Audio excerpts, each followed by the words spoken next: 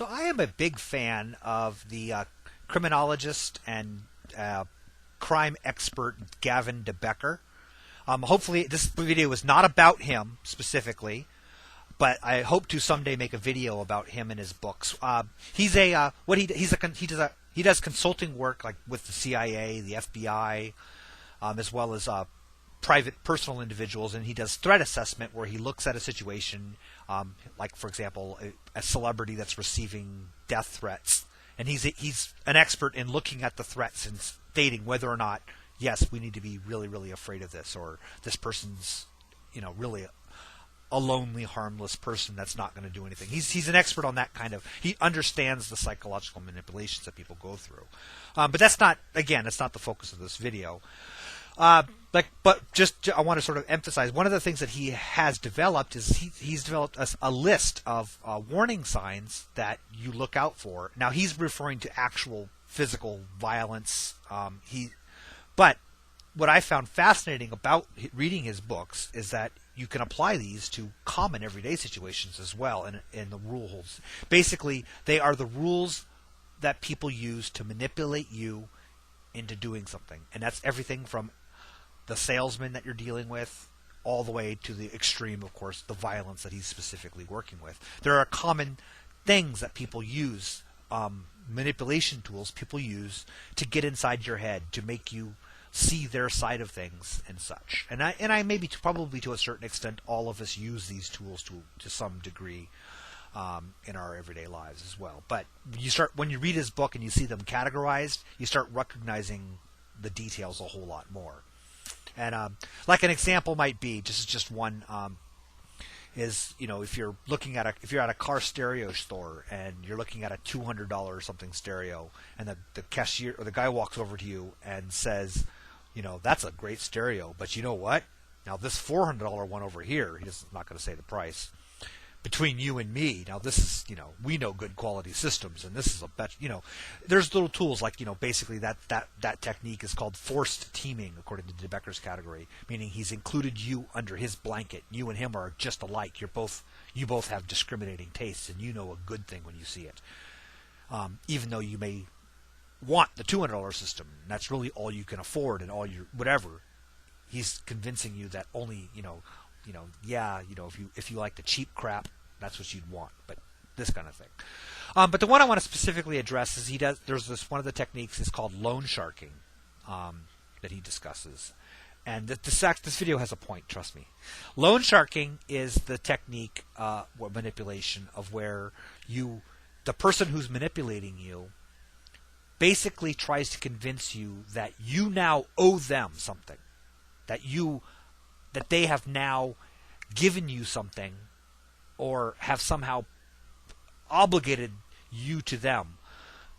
Maybe that's not the right way. Anyway, an example with the stereo thing would be that, let's just say after this, you tell the clerk, you're like, look, no, I want the $200 system. I don't want the $400 system. I want this $200 system, okay? And the clerk sits there and he's like, I've spent all this time explaining this to you. I mean, I could have been, how many sales I could have made while I've been standing here waiting for you, to decide to buy a piece of crap, or something like that. Maybe they wouldn't be that rude about it. And I'm not a salesman, so I don't know how they would really word it.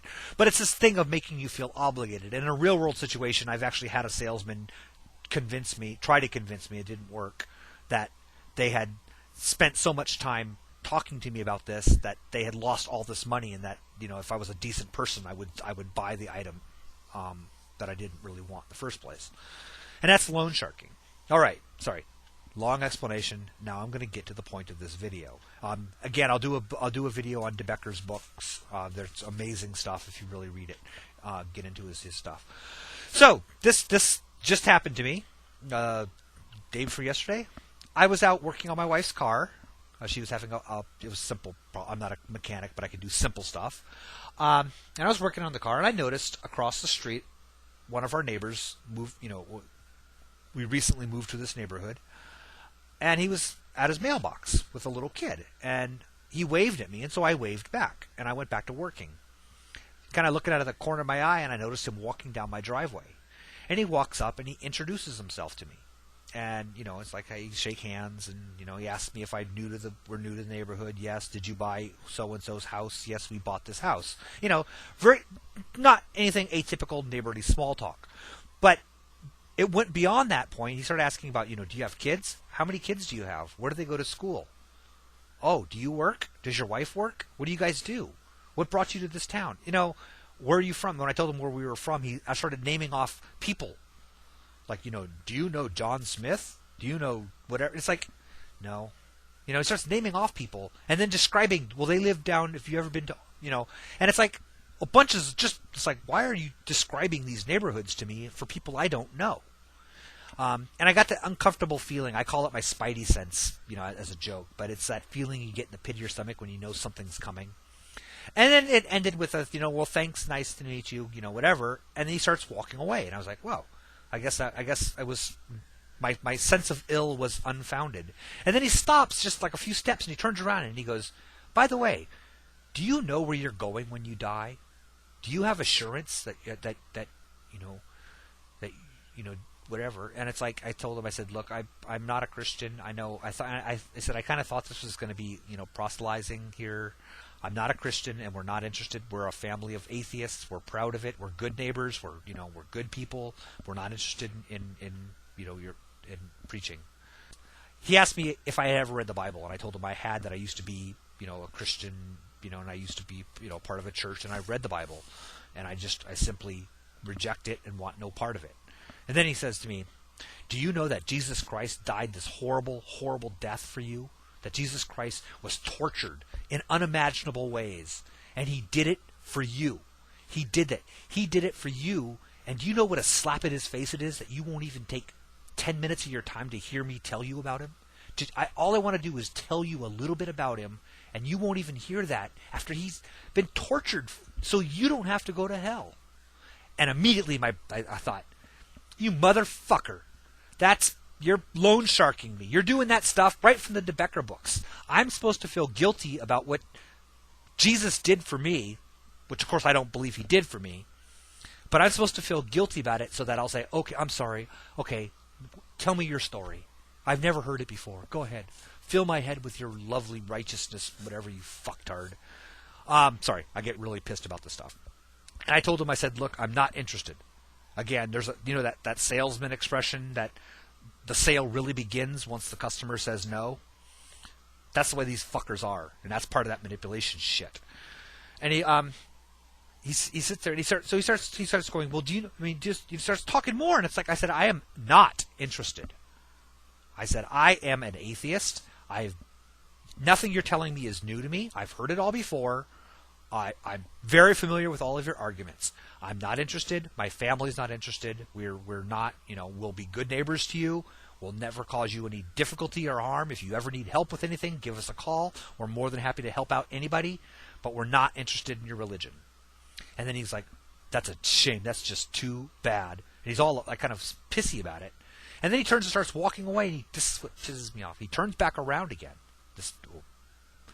He turns around and he said, well, do you think your kids would be interested in the Awanas? The Awanas are a fundamentalist Christian scout group. I used to be a member of them, and I hate those motherfuckers. I mean, I fucking hate them. Anyway. Bitter, ugly, long story I won't get into. But anyway, and I said, no, they're not interested in the Awanas. And he said, well, could I ask them? And I said, no, you cannot ask them. And he's like, well, how do you know they're not interested? The Awanas do a lot of fun things. They camp, and we do fishing trips, and it's a whole lot of fun. And I said, my kids are not interested in the Awanas. And he said, well, let me ask them about it. When does he get home from school? I could ask him about it. Which is like, no. I said, do not ask my kid about it. Do not talk to my children about this. Okay, they are not interested. And even if they were, I would not allow them. Okay, so don't talk to them about it. And he just got really huffy. And I was polite. I didn't say it even that rudely. I was much more polite than that. And he started walking away. And he's like, well, if I just ask. And it's like, after all of that, he has the balls to turn around and say, I could just ask him. Which is like, no. And then he walks away and doesn't say another word. So I'm sure I pissed off our neighbor. How uncomfortable is that? We're going to be here for the next decade or so, living across the street from a guy who hates us now. But the thing is that pissed me off, and this, first of all, I could see it in his eyes. This is the kind of guy that I know for a fact I'm going to see talking to my kid. Okay, he's not the kind of guy that's going to let that go. He's not going to just say, well, I guess they really don't want to. He's not going to respect that. And I swear to God, if he talks to my kid, I'll get a restraining order. I don't know. I mean, it's bullshit. And it pissed me off, and it brings out every single thing. All parents, you guys can relate to this. This is somebody who's trying to psychologically manipulate your child now into fearing for their immortal soul. Anyway, sorry. It just really ticked me off.